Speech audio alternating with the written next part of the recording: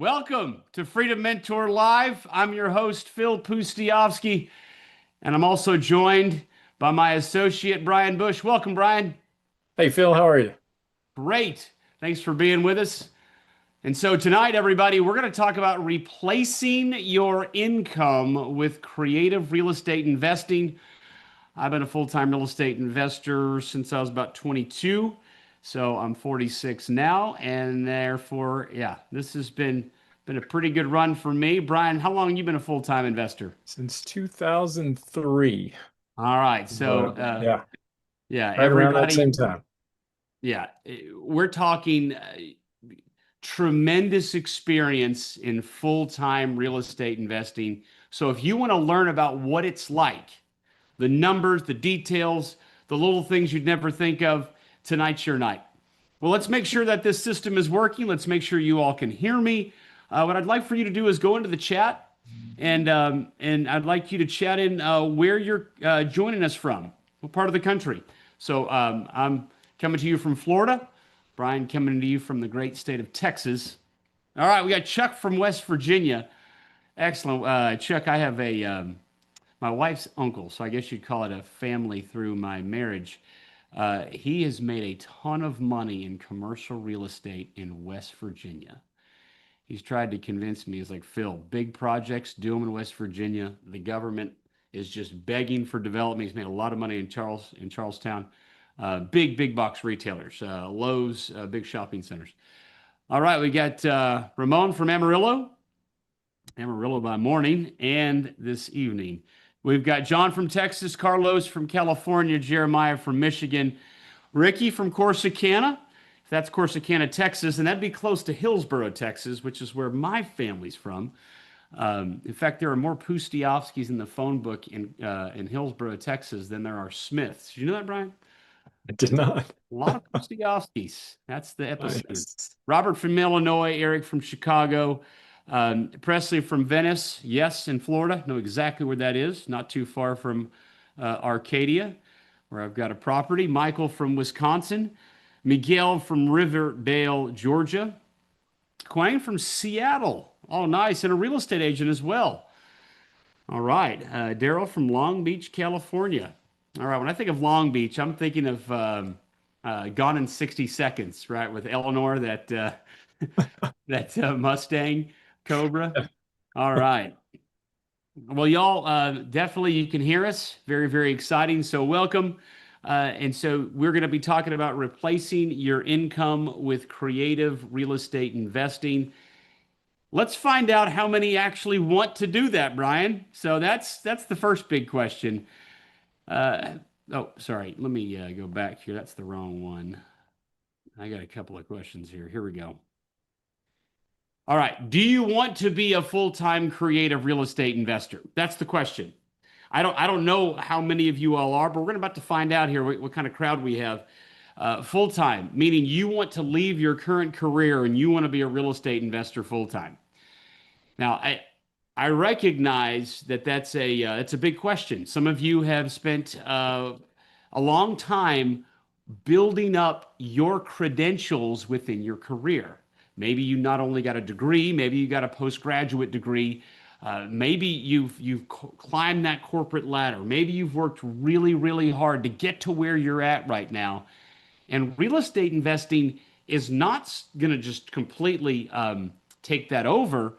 It's going to be a part-time thing for you. You're going to do a part-time investing. You're going to be and full-time in your career, and that's fine too. In fact, Brian, what we had recently, we had Scott Kohler, right? And Scott remained full-time in his career, didn't he? He did. Absolutely. He enjoyed the multiple streams of income. Now, why did Scott stick with his career when he's so making so much money in real estate too? As I recall, he enjoyed the flexibility. I think he enjoyed what he did. He just needed to accomplish his goals. And I think he and his wife, they just kind of kept growing things, and this keeps working for him. But you might remember some other pieces that he shared. Yeah. I think there was definitely a part he loved his career. I'll tell you another thing that I remember from our interview was uh, he had slowly but surely positioned himself as a sales manager for a company whereby he had built up such a great clientele over so many years, and he kept getting those commissions that he was like, why walk away from this? I set my own schedule, I get big commissions. So he was making such good money and he had such flexibility that he was like, I'd rather do both, and he stuck with both and he still does. And of course, his wife plays a key role in his investing. All right, everybody. So looks like we've got some answers here. And here we go. I'm going to share this with you. About 63% of you, so close to two-thirds of you want to go full-time into real estate. The other wants to be part-time. Well, if you want to be full-time, you're going to love this because I think Brian and I are going to share with you some things you've probably never heard before. Because to the best of my knowledge, most people wouldn't even know how to teach you this because it takes an enormous amount of data that Brian and I have collected and our team has collected over 20 years of coaching and mentoring. We've turned a lot of people into full-time real estate investors. And we've learned the do's, the don'ts. We've learned these, and you may have seen this in your own life. We've learned basic metrics that are basic to tell you, but they weren't basic to learn on our end. We had to go through a lot of different statistics to then simplify it and cull it down to just the true meat of the order of what does it really take to be a full-time investor? What do you need to know? What can you expect income potential wise? And how do you actually get there? We'll be covering all that here this evening. And then we've also got a special guest, Josh, who left his very lucrative and successful career to go into full-time real estate. And we'll learn more about why he did that. And he went through our Freedom Mentor Apprentice program, where we shared $500,000 in net profits together. And then now he's off on his own, and he is doing incredibly well, better than ever. So we'll find all about all that here tonight too. And so that'll come in about the second half. All right. So here we go. Let's talk about replacing your income with creative real estate investing. We won't be defining what creative real estate investing is here tonight because that is in other live events that you all may have been a part of. Maybe you read one of my books. Maybe you've watched some of our videos. We're gonna get more into what it really means to go through that process of replacing your income. So the first big distinction I want to make, and Stephanie, she's one of our team members, y'all. Stephanie, could you post in the chat the link to economic freedom versus financial freedom? So I want to create a distinction here. Tonight, we're not going to talk about financial freedom. Financial freedom is where your rental assets are generating enough income so that you do not have to do any form of actual income producing activity outside of maybe managing the managers of your rental property. That's financial freedom. Financial freedom is you can take a vacation for a month and your income is still coming in, your net worth is still growing, your assets are still growing. And that is done through owning trophy rental properties. And Brian, we had Matt on one of these lives a couple of weeks ago, and that's what he did, right? Yep, absolutely. Build a portfolio. He built a portfolio of rental property that is now allowed him to be truly financially free. So we definitely teach you all how to do that. Tonight, we're not going to be talking about that. We're going to be talking about economic freedom. Economic freedom is when you have control over your income potential and your schedule. Now, does it still require work? Does it still require you to do things each day? Yes, but it's flexible. And so this was a really big deal right when COVID hit, because a lot of people had never been faced with this issue of not being able to earn an income because the country was shut down. But we just kept rolling. We had economic freedom. Real estate investing allows you to do that. So it does allow you to take time off, or if you want to go on a vacation, or if something comes up. I heard a story, Brian, just the other day of an individual who had a tragic situation in his family life. It was very, very sad. And he had to take time off of work. And he was in the pharmaceutical industry. And apparently, right before he went on this leave of absence, he was dropped a project in his lap. And so when this happened, he told his bosses, he said, "Look, I can't even think about work right now. What has happened is so tragic. Please give me some time to think." And it was his understanding that all was going to be good. They would just move that project to someone else on the staff. Well, he gets back to work. I don't know if it was 3 weeks later. It was a period of time later, and they had not reassigned it to anybody. And they said, "You got 3 days to finish this project, or we're going to let you go." Okay, that's the opposite of control over your income potential. That when life hits, uh, when you have economic freedom, you can make adjustments. Now, what might it be that when you're doing real estate deals, that you're calling a few people from your cell phone, and maybe you're not from a laptop? Yes, but you have economic freedom, and that means your schedule and your income potential. Some of you, um, some of you are in a career right now where you are hitting a glass ceiling, where you are unable to make more income, but you're making just enough money to pay all those bills. So you don't want to leave it, but you can't make it to the next level. Some of you might know what that feels like. Maybe you're working more hours than you've ever worked, but you're not making more income. You're still making about the same amount of money. You're putting more work in, but you're kind of trapped. Um, Stephanie, you had asked me before this presentation if there's anything else, links that I would want to share. I have a piece of content from years ago where I share how bosses often are trained um, when bringing in staff members on their team. And I know this sounds terrible, everybody, but this is the truth. I've talked to sales managers at car dealerships about this. This originally came to me from Brian, of all places, someone that worked on Wall Street.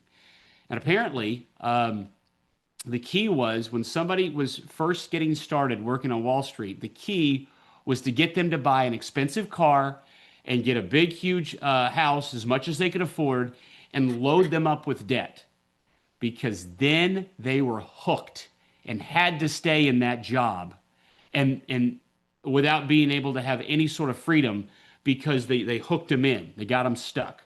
Some of y'all, oh, there it is. Stephanie, you're amazing. Why your boss secretly wants you to live above your means. I'm so blessed to have such a great team. Gosh, that was brilliant. I don't know how you did that, Stephanie. That was great. Um, there's no way AI could have pulled that off. That is just pure Stephanie knowing our content. It's amazing. Uh, that right there is a shocking reality of where our society is, and working you to the bone and trying to help, trying to keep you tied down, because when they can tie you down, they know that you're stuck, and they know that you can't have economic freedom. So this is going to be about economic freedom here tonight. And Brian, it's one of those things where it's blessing more than just the people, right? Think of all the other people that are impacted in someone's life by one person having that economic freedom. Absolutely. Yeah, it transforms everything. I mean, it stretches out. It becomes part of their community, and it's their family, and all the things that can happen when someone has control over their income potential and their schedule. All Not to right. mention generations, right? Because now we start talking about our children. Yeah, you're absolutely right. Brian, we did have a lot of fun talking about that the other day. Yeah. And we might mention that a little bit with Josh. And that was so my kids are homeschooled, but they go through what's called an online learning program with the public school system. They have meetings on Zoom with their teachers, and I put them through an intense curriculum.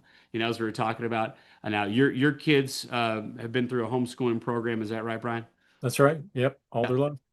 And just I've been in just a tight knit part of every part of their education. And so it's always they roll their eyes when they would go through history, because history is one of my favorite topics. And I'd be like, okay, that book is completely incorrect. You have to answer it that way for the standardized testing. But here's what really happened, And I have my alternative explanation of history, which usually has something to do with money. money is driving some sort of decision. And a lot of people don't realize that in World War II, that was a big part of what happened to Hitler. Okay, I'm going off on a tangent. Let's get back to the focus. Full-time requirements, everybody. What does it look like? What do you need to be a full-time creative real estate investor? There's essentially two main bodies of knowledge and skill. You need to, first of all, be able to turn off-market seller leads into profits. And so we've talked about this in other live events. You may see it in our books and in our trainings. Off-market sellers are people that are not working with a real estate agent. They want to sell their home, but they haven't hired someone to help them sell their home yet. They're not, it's not a foreclosure owned by a bank that's either going to auction or is on the market, because then they already have an agent involved. These are these properties, could be your next door neighbor, that could be for sale. The owner wants to sell, but no one else knows about it. And so this idea of becoming a successful full-time investor means you have to create a consistency in your income. This is not about being at the whims of the market. Like the interest rates have gone up by over a half point in the last several weeks. So if your entire income is driven by what's happening in the market, well, then that's up, that's down. This completely eliminates that. You are instead driven by number two, consistently generating off-market seller leads. So there's a series of techniques that Brian and our team and myself have pioneered, have refined, have made as good as they as could possibly be made, and we're constantly learning all the time. It's the number one subject that we're staying on the cutting edge of, and these days, of course, AI is playing a little role in that. But still, there's all these tried and true techniques, and the point is that has to come in consistently. And when that comes in consistently, and there's knowledge and skill related to doing that, then you have to turn those leads into profit. And you can't be a one-trick pony. Some of you have asked me over the years, well, should I start with wholesaling? Should I start? You need to be able to do all deals, not just one deal, all deals. And that's how you create consistency, not only in the leads that are coming in, but in how you handle those. Okay, so when you have those two pieces of knowledge and skill in place, now you have the prerequisite for going full-time. And so what I often get questions on, and we're going to give you specific stats here. How many off-market seller leads do you need to generate to do a big profit deal? And I'm going to say that's anything $20,000 or more. Obviously, there's other things you can do with some of those leads to help offset your marketing costs. And but the main thing is these bigger deals, making 30, 45,000. That's our average right now, as you've been on some of these others before.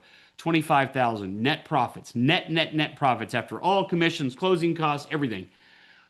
Experts need about 15 or less leads to close one of those deals. Okay, you remember these numbers. Y'all can write these numbers down. These will be incredibly helpful for you in setting your goals for becoming a full-time investor. That's what you came to this Zoom tonight for, was to get specifics. That's what you're getting. And then there's the intermediates, those that are still learning. They're not experts yet. They might need 20 or more at this point leads per deal. Now, look, if you're getting the leads from the wrong sources and they're lousy quality, well, then none of these numbers make sense. You need to be generating high quality off-market seller leads on a consistent basis. And if you're connecting with 15, sometimes a little less, some of our experts, Brian, that are graduates, I mean, they're doing 10 to 12 leads per deal, right? It can be done. Now, Brian, what are some of the skills necessary to convert off-market seller lead into an actual deal? What overall general skills are necessary? Well, we're dealing with people. We're dealing with some of the practical things, like you got to be able to get to people quickly. But you have to be able to quickly understand someone's situation, and you have to be able to recognize whether something can be done to solve their problem that would be a win for them and still be a win for us. And so you've got to be able to analyze quickly because oftentimes the folks we're running into have a time crunch. They need to do something yesterday, and if you can't, provide a solution, they're just going to go to your competitor. That was some wisdom, everybody.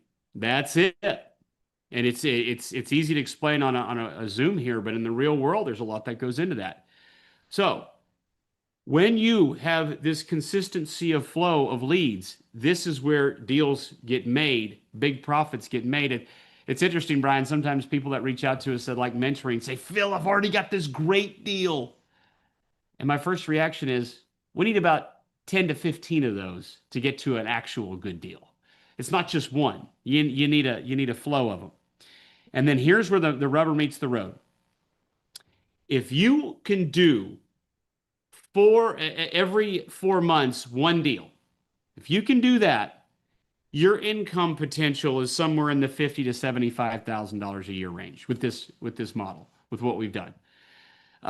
You start talking about now doing a deal every 3 months. Now you're up to 75 to 125,000 a year. If you're doing a deal every 2 months, that's about 125 to as much as 200,000 a year. And if you're doing a deal a month, that's $250,000 or more a year. Look, we've had some of our graduates. We've had years where people are doing over $500,000 a year, very much so.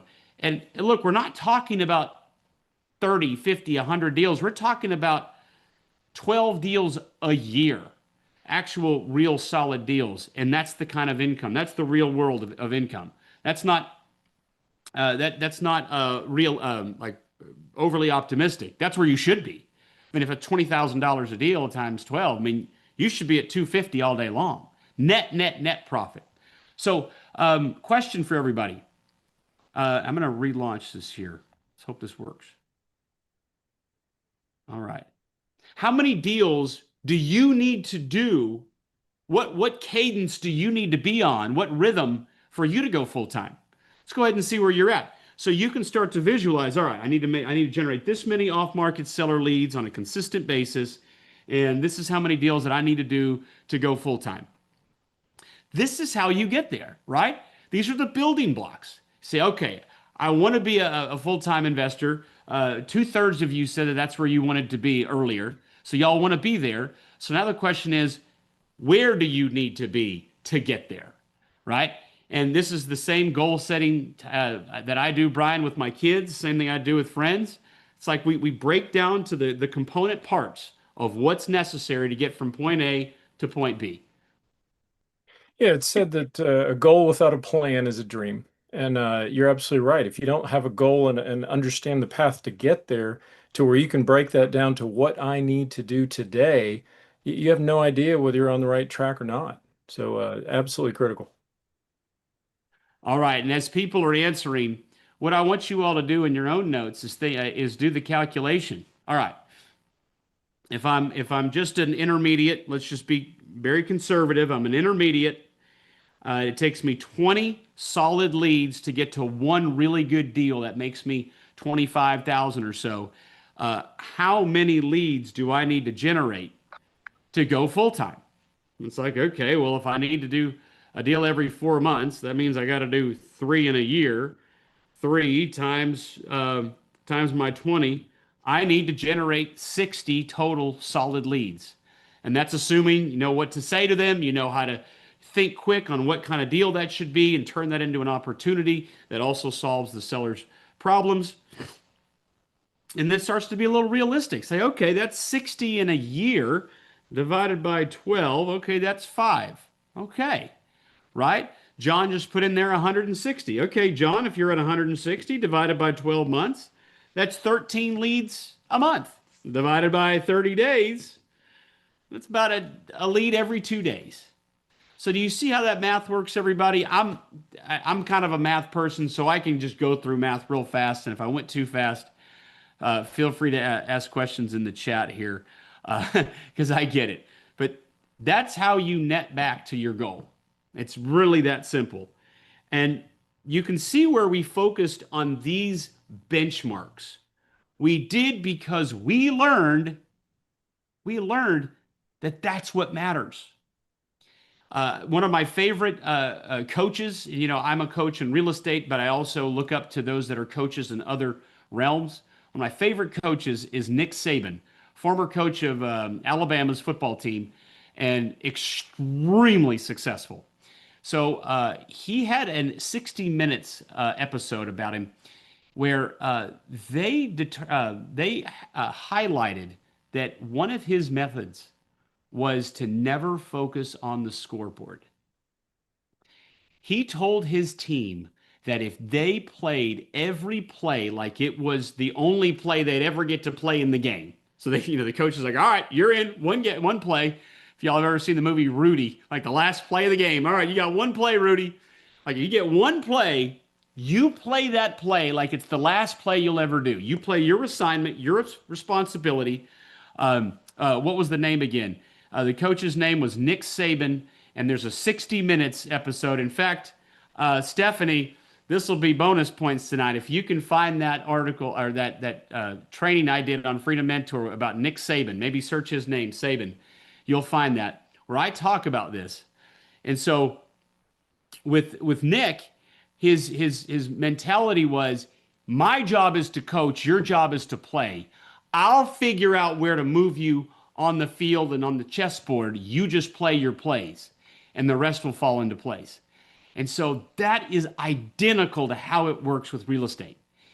If you focus on generating off-market seller leads consistently, and then you know what to do with them, you know how to communicate with them, you know how to structure creative deals. You see, I haven't even talked about how much money is in your bank account. That doesn't matter. It's the lead flow and the connecting with those leads and knowing what to do with them. And that's what makes all the difference. That is the benchmarks. And if you focus on that, everything else comes together. You don't have to worry about the scoreboard. The money flows. The deals flow.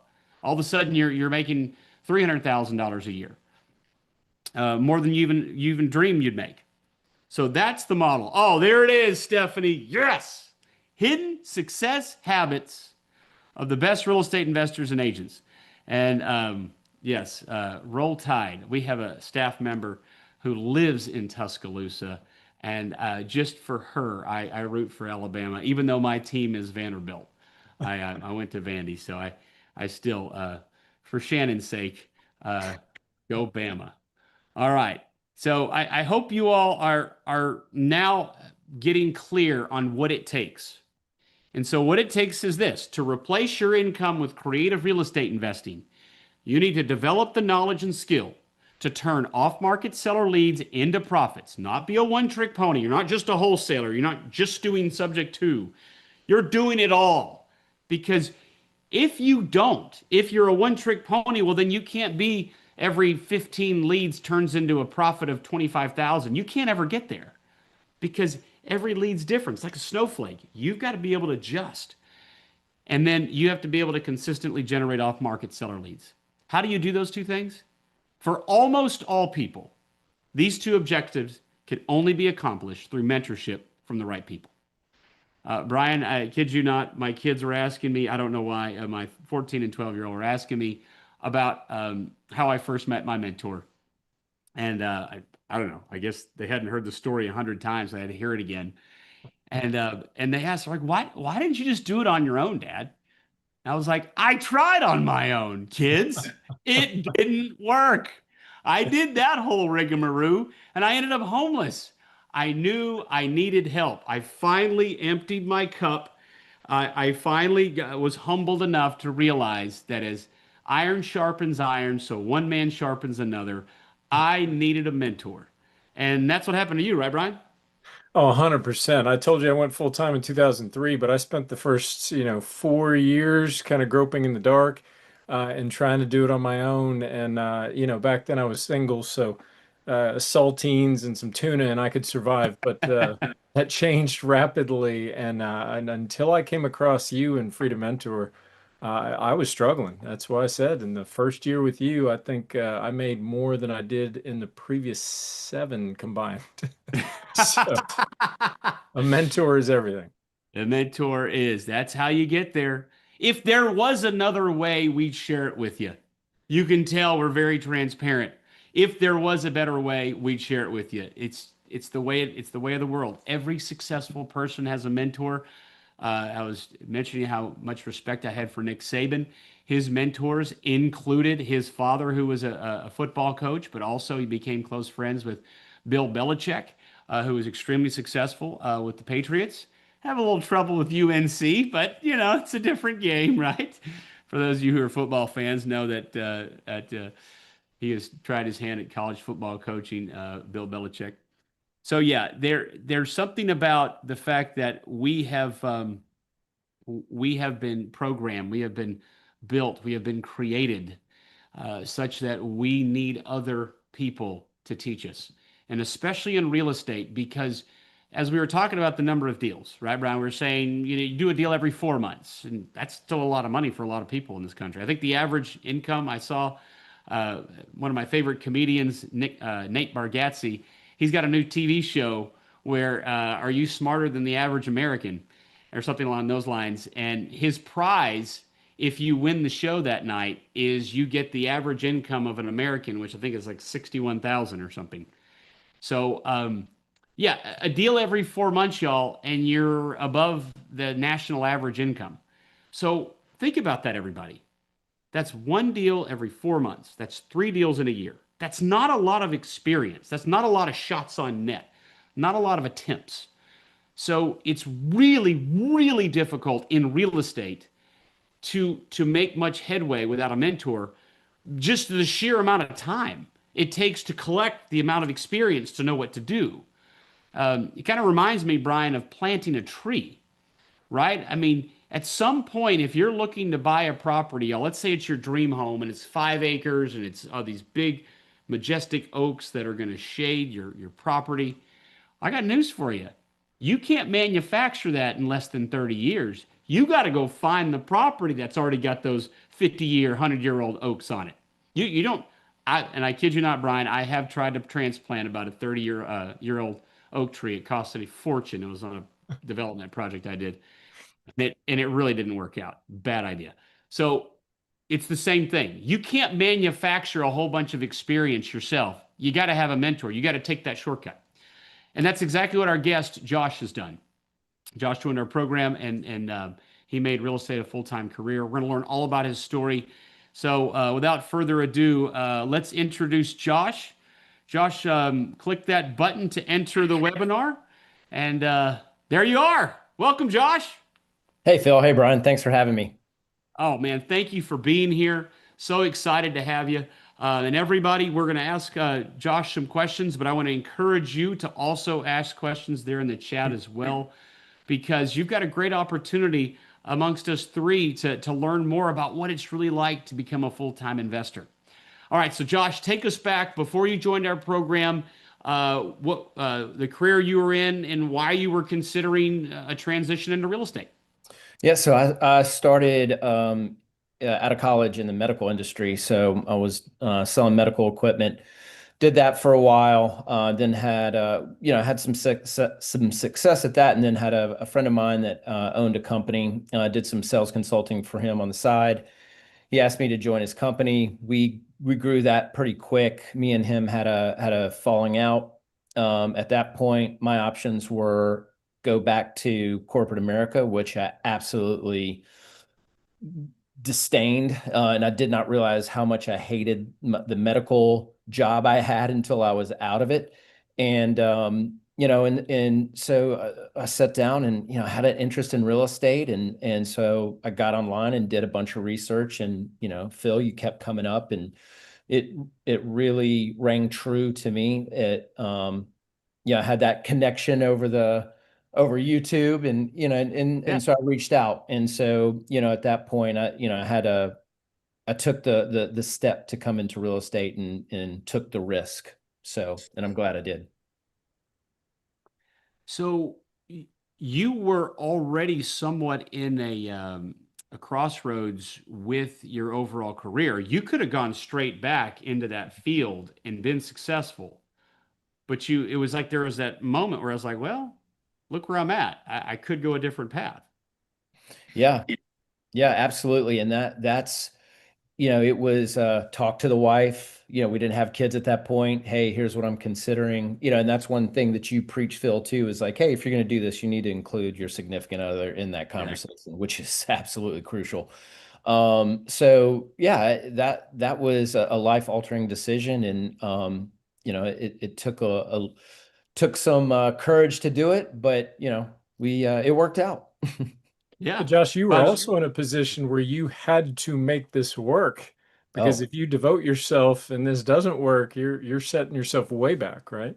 oh yeah, absolutely. I mean, I might not be the best looking guy in the crowd. I may not be the smartest, but gosh darn it, I'm the hardest working. I will run through a wall to get it done. And yes. so yeah, absolutely. There was no like failure was not an option. Yeah, there's a couple of things there. First, you talked about including your spouse. I'm going to drop this in the chat, everybody. There's a book written by the precursor to Dave Ramsey, this Christian financial advisor that ended up having a successful radio program named Larry Burkett, and he wrote a book, Business by the Book, and it's the only business book I've ever read where he devotes an entire chapter to including your spouse in business decisions. And it's really cool because I just it's such a big part of my financial life too. Always included my wife in all major decisions. Sometimes I include her in the minor ones, and I'm like, I shouldn't have, she's getting in the weeds here. But it was John D. Rockefeller who was quoted as saying, "If it wasn't for the keen advice of my wife, I would have been a poor man." Mm. So yeah, that's great. But the second half of what you shared, yeah, Tom, if you see that there in the chat, "Business by the Book" by Larry Burkett. So Josh, talk a little bit about the fears that or the anxieties you had in taking that step toward being full-time in real estate. What were some of the things that you may have been concerned about then? Yeah, I think it's probably a lot of them were self-imposed, right? Am I smart enough? Can I do this? Do I have enough money to do it? Do I have enough, you know, can I really, do I have what it takes to get through it, right? And a lot of it is just the fear of the unknown, and I think that's where it's so crucial for someone to have someone like you and Brian, right? Is because like Brian was saying, you can kind of flounder out there, and if you don't have someone that's dedicated to your success, like Freedom Mentor is, then anything can happen, right? And so, yeah, I think a lot of it is just self-imposed fear, and it's just a lack of education. You just don't know what you don't know. And with education and with learning how to do this stuff comes confidence, comes the ability to take that next step. And Phil, to your point, you want to learn this stuff as quickly as possible in the most condensed way possible so that you can just take it all in and run with it. And you guys did a great job of that for me. So, fear of the unknown, uh, fearing that you may have lacked the education. I'm sure some would wonder out there, what was your prior experience in real estate? I mean, had you done some house flips before or anything like that? Yeah, so I had one house in Myrtle Beach, South Carolina, and that was the I moved because of a job, and that was my extent in real estate. And I'd always, I think a lot of people are like this. Like, I like real estate, I like the idea of it, Mhm. but I don't know what to do. I don't know the steps to take. I don't know what else to do. I like it. I've heard about it. I've got some friends that do it. They're kind of, they're having some success. Yes. So I think it's just, something like that. So being on the other side of it, you went in, obviously you're all in. But when you were doing that, now that you're on the other side, is it what you thought it was going to be? Was it harder? Was it easier? Uh, Yeah, I probably spent a good 6 months, 12 months still in that kind of fear mode.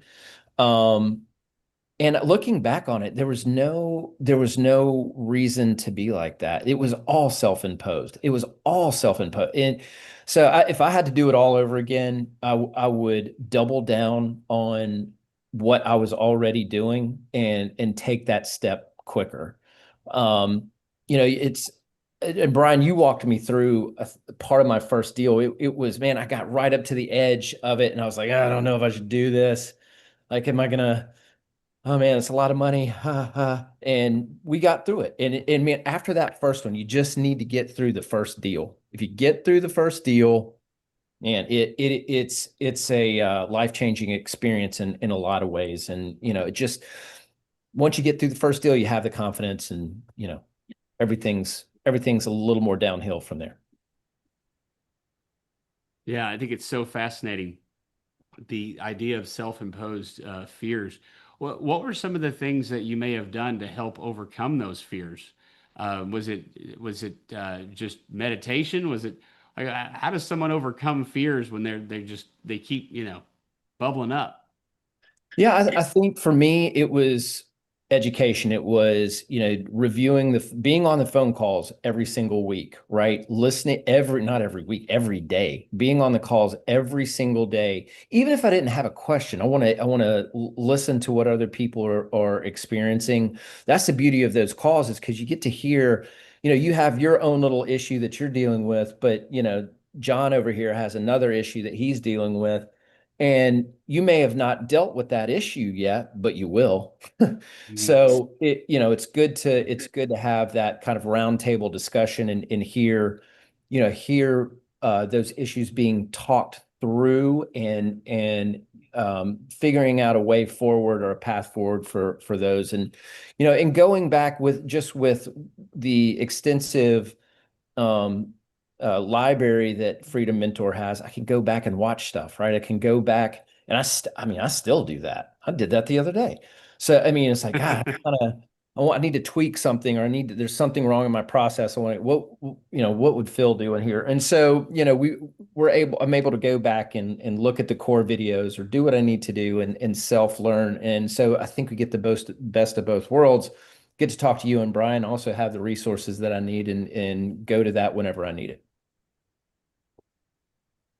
I resonate with that. How many of you? How about right there in the chat, everybody? How do you all overcome the fears that you deal with? I also have a habit that my mentor picked up, because I was in such fear when I first met him, and homeless, living on my truck. I used to organize my desk. I mean, everything would just be that would help me feel a little bit more secure that day if everything was organized. Not that it did anything to benefit me, but yeah, just being educated. What about you, Brian? How have you overcome some of the fears over the years? You know, I think a lot of it is what Josh already said, just having the resources, knowing that, as you aptly put, you don't know what you don't know.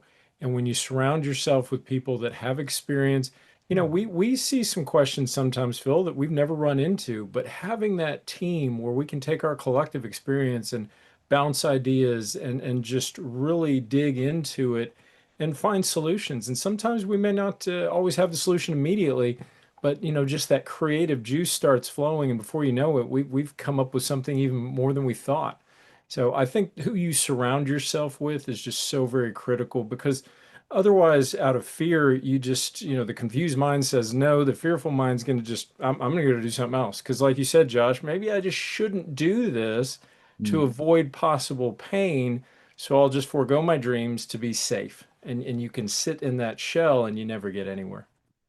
And Brian, at the end of the day, man, you know, to kind of dovetail into what you're saying, you know, you guys, you know, as long as you're doing as a mentee, as long as you're doing what you need to do and what you should do, you guys aren't going to let anybody fail. I know that. That was me. You know what I mean? So, you know, it's a group effort, real estate's a team game. So, you know, as long as you're doing what you need to do and you're staying engaged in it, you know, you're not going to you don't let people fail. That's been my experience.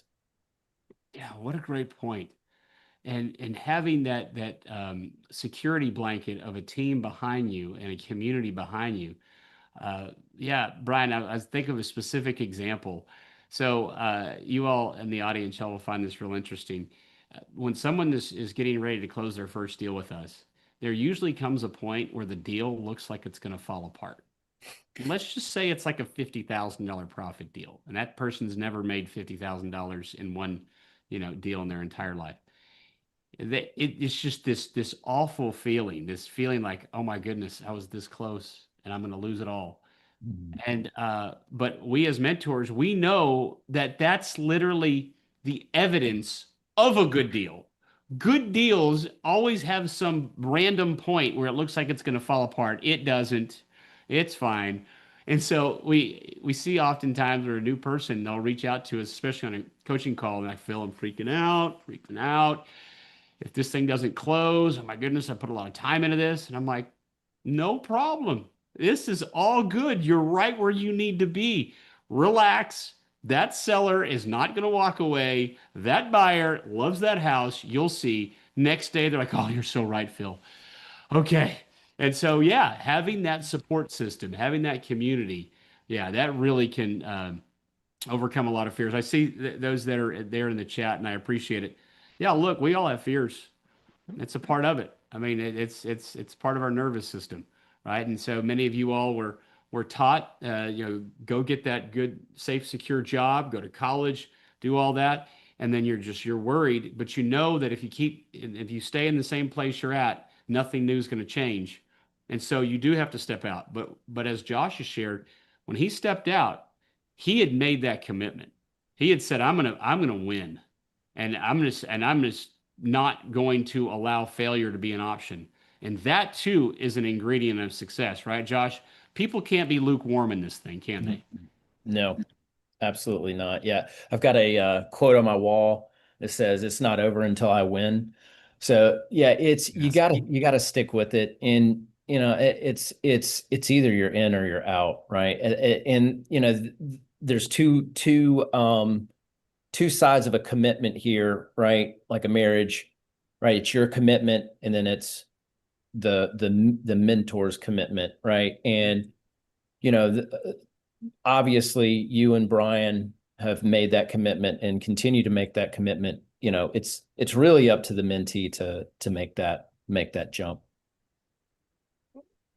And that's really the big difference, right? Because you can go out and buy a course or you can buy a book or you can ask AI.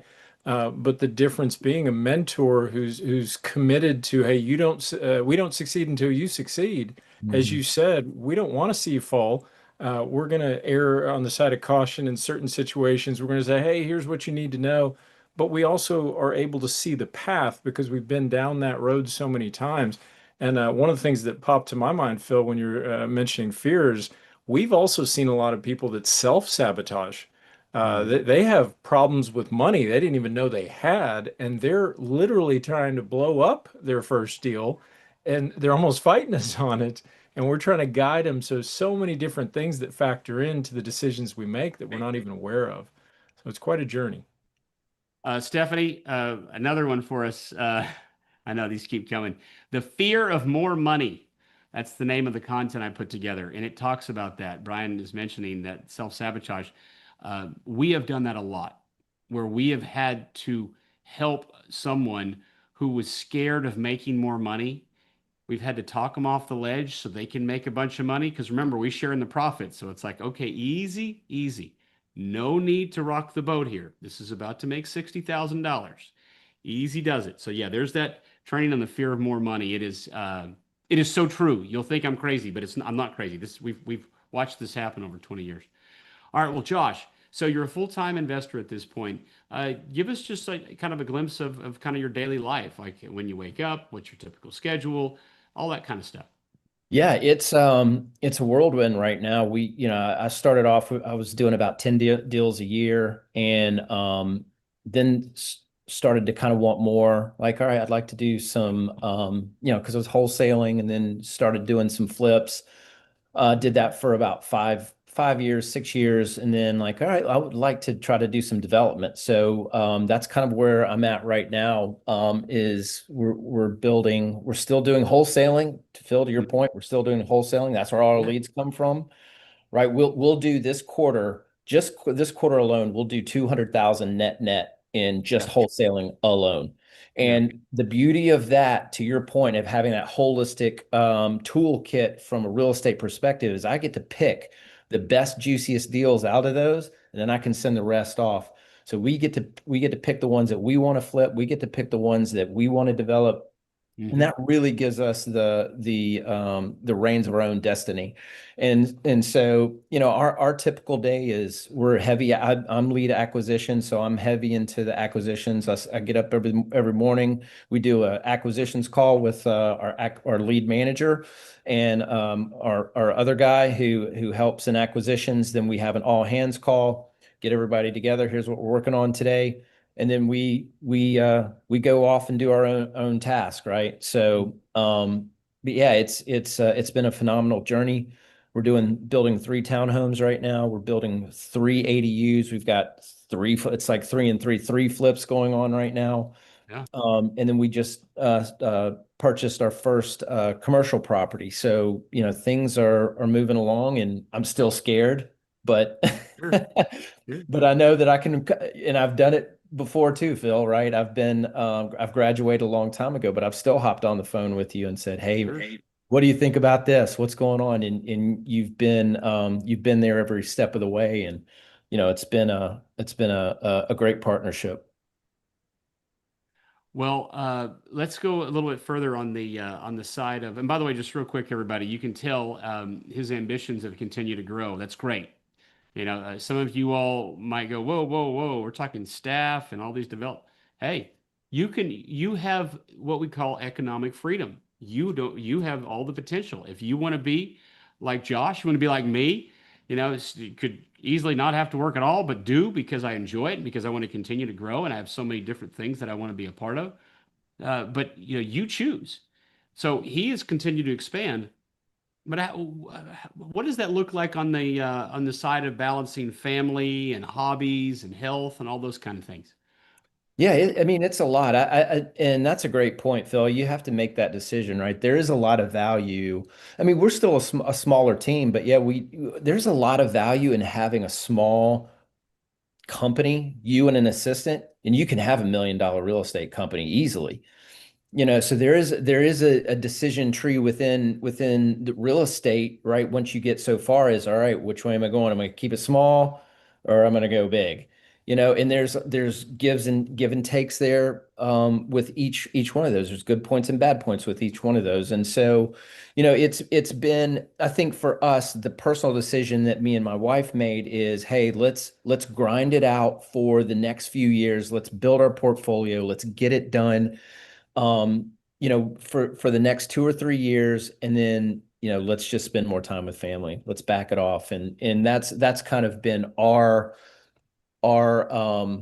plan is to hit it hard, get it done, and then we'll back it off in a few years. Yeah, it makes total sense. And so we were briefly before you joined, Brian and I were talking about just one of the things about economic freedom is we get to choose things like how our kids are educated. So prior to this, I think we were talking about that, right? So you're also doing the homeschooling, right? Yeah, so we do a co-op, and the reason we chose that is the type of education. We were very picky about who our kids are learning from and what they're learning. And also it gave us some flexibility, looking down the road for our 5-year plan. We were able to do a couple things with that. We can say, hey, do we want to go, like Bryce, hey, you want to go to the lake for 3 months? Okay, Right, for right. 3 months.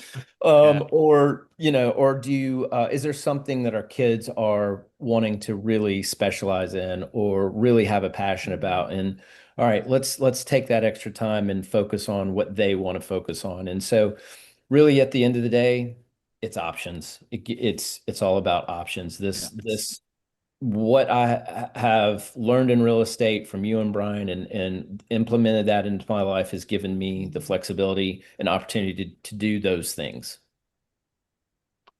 Amazing. By the way, there's a quick post in the chat here. It said, Josh, are you realistically going to expect to earn 250,000 net here in 2026? From what Josh you just shared, you're on track to make about that amount this quarter, Yeah. like by the end of the week, by the end of Mhm. March. So very much so, everybody. But as you also heard, him and his wife have a plan, and that includes hitting it hard right now, you know, and boof, and then there's a lot to be said for that. I've noticed the same thing. Um, where you hit hard for a certain period of time, you get things in place, and then as the years roll by, real estate just gets better. And so you hit hard early, and so yeah, it just builds on it. Well, Josh, it has been such an honor and a privilege to have you join us here. Shared some great wisdom. I hope all of you gathered so much from what he shared. Stephanie just posted. We did an interview with Josh more in depth than this, and we have a link to the video that we did there. And so, if you all want to learn more about Josh's story, you can right there. It's in the chat. Thank you, Stephanie. And I hope this inspires you too. I hope you see that if you really want this, it's real. It can happen. So speaking of if you really want this, Josh had just mentioned the idea that it's A or B. It's either you're all in or you're not. So a question for you, you might see that pop up here. For those of you that want to be full-time creative investors, how motivated are you to achieve that goal as soon as possible? And be honest with yourself. The answer is not a right or wrong answer. It's a gauge of where you are and whether or not this is something that you need to pursue. Otherwise, it's going to be better for you to stay part-time.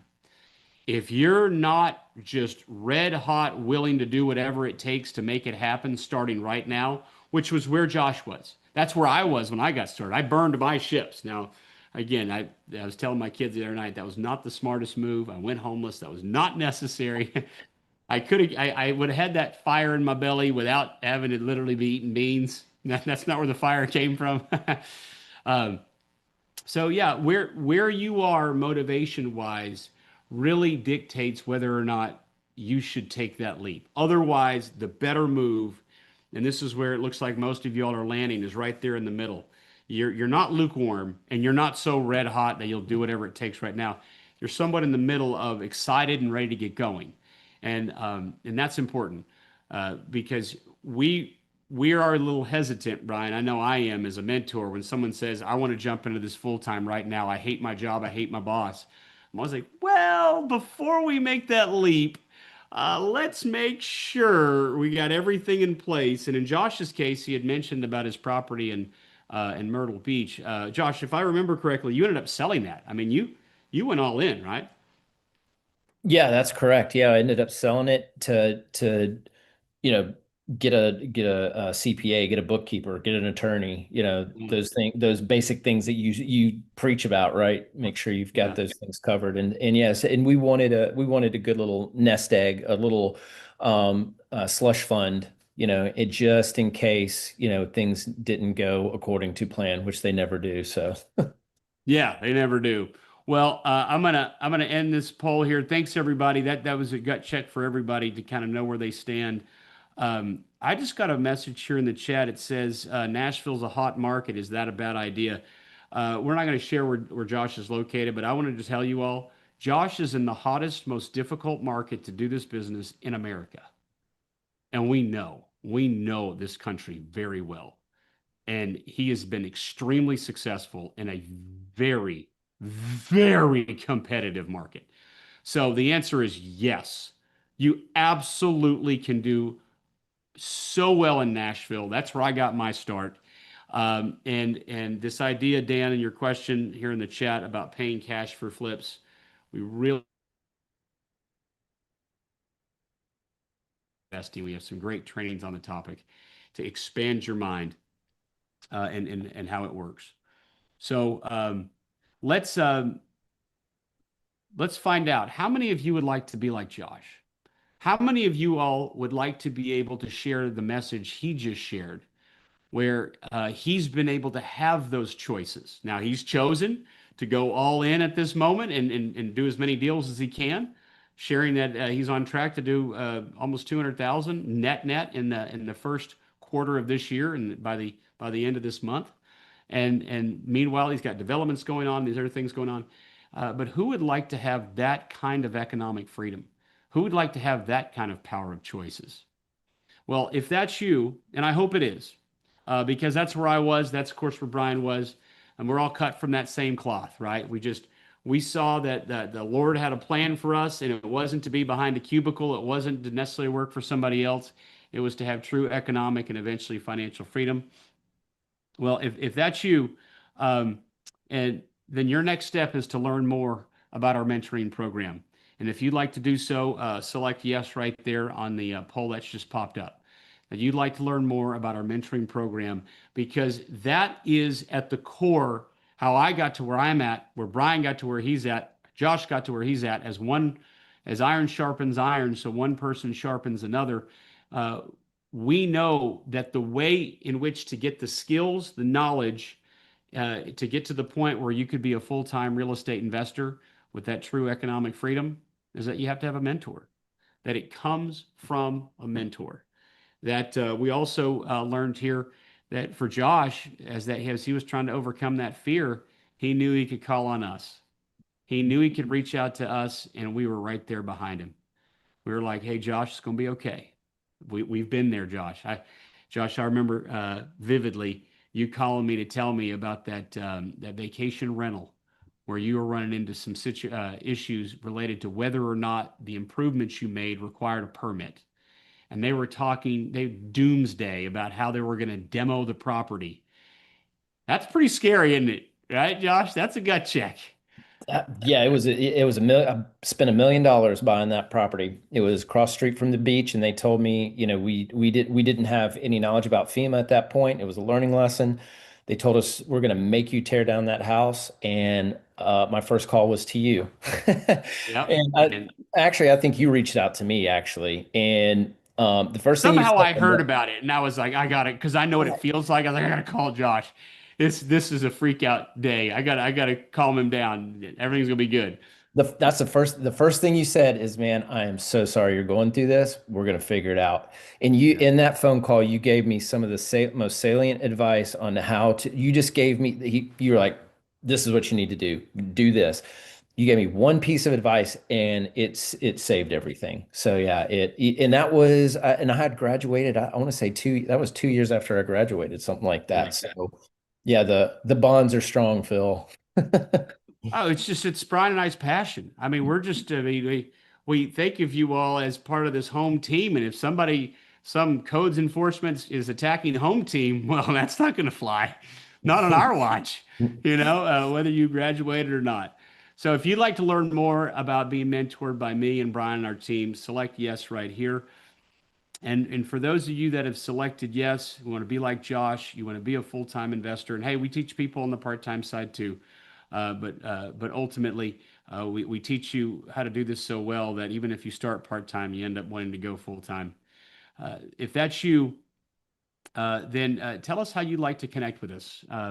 Would you like to connect with us right now? I have a couple of team members available that can speak with you and answer your questions, because I'm sure you're going to have a lot of questions. I can see some coming through here in the chat, and that's great. We love it. We love to answer your questions. You can tell we're an open book. We're very transparent. We've been doing this a long time. We're not in a position where we're trying to twist somebody's arm into doing something. Instead, it's the exact opposite. Are you serious? Do you really want to do this? And if you really want to do this, this is what it's going to take, and this is what we're looking for. So if you want to speak right now, great. If you'd like to schedule for later, hey, that's fine too. Our team has a little scheduler tool, and we'd happy to connect with you later. All right. So how would you like to connect with us? If you'd like to speak with us about getting mentored by me and our team. And as you can tell, we're passionate about mentoring, more so now than ever. Josh, you were mentioning about AI. At no other point is it more important to have some real, to have something above and beyond simply, okay, go do this. There's so much more to this.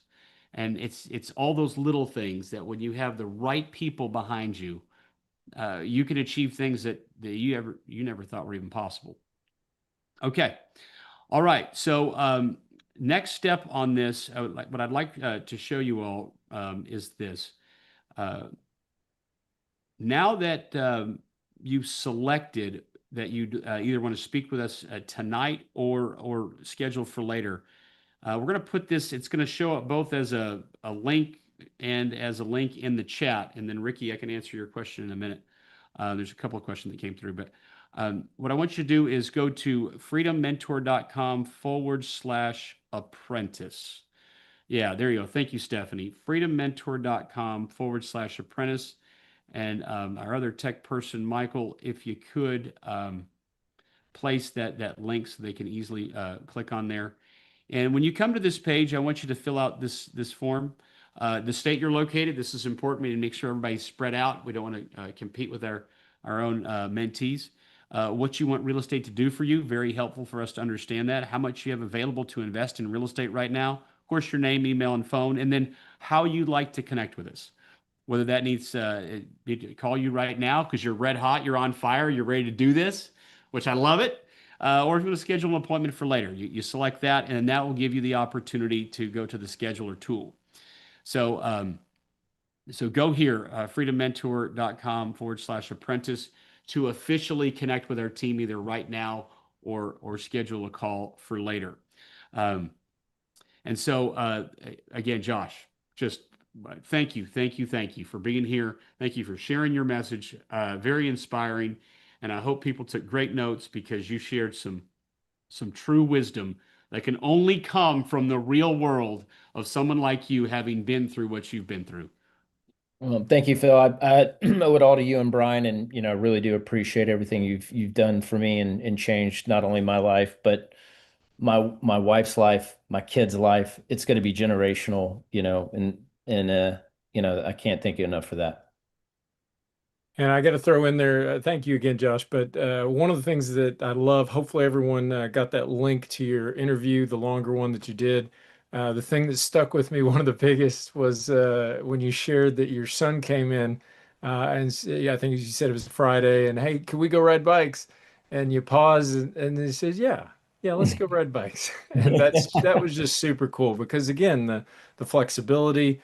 But when we start talking about our kids and the next generation and what they're learning from us and the opportunities they're going to have and how what you're doing is really setting the stage for what they're going to have the opportunities to pursue in the future, that's just a wonderful blessing. It's a great point. Yeah, it's a great feeling, isn't it? Mhm. Hey, Dad, can you go, in this case, kick the soccer ball with me? Yes. Yes, I can. Yes, I can. Yeah. Yeah. At 1 o'clock in the afternoon. That's it. That's it. Well, unless he asks during one of these lives right now. Sorry. Sorry, we're too busy sharing economic freedom. Well, everybody, again, go to freedommentor.com/apprentice and to get started working with us or to answer your questions about what it's like to work with us. And lastly, everybody, if this has been helpful to you in any way, please show some love for Josh. Tell him thank you there in the chat.